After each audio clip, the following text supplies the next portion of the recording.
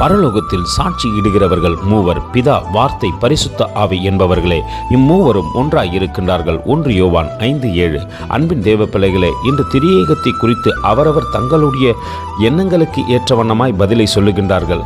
ஆனால் இம்மூவரும் ஒன்றாய் இருக்கிறார்கள் என்று வேதம் சொல்லுகிறது. எப்படி என்று கேட்போம். ஒரு பூவுக்கு ஒரு மனம் உண்டு, ஒரு உருவம் உண்டு, ஒரு வாசம் உண்டு. அப்படியே திரியேக தன்மையும் இருக்கிறது. மூன்றாய் பிரித்து பார்த்தாலும் அது ஒன்றுதானே. மனிதனும் அப்படித்தான் படைக்கப்பட்டான். ஆவி, ஆத்மா, சரீரம் என்று அவர்களை மூன்றாய் பிரிக்க முடியாது. ஒன்றாய் இருக்கிறார்கள். ஆனால் 3 வித தன்மைகளை அவரிடத்திலே பார்க்கலாம். எப்படி நாம் தெய்வீக தன்மையோடு கூட படைக்கப்பட்டோமோ அதுபோல் தேவனும் மூன்றாய் இருந்த போதிலும் அவர்கள் ஒருவராகவே இருக்கிறார்கள். ஒவ்வொருவர் காலகட்டத்தில் ஒவ்வொரு மனிதன் வாழ்ந்தான். நாமோ இன்று பரிசுத்த ஆவியானவரின் நாட்களிலே வாழ்ந்து கொண்டிருக்கிறோம். ஆனாலும் அவர்கள் ஒருவரே. கர்த்தர் தாமே உங்களை ஆசீர்வதிப்பாராக. ஆமென். எங்களோடு கூட இணைந்து ஊழியம் செய்ய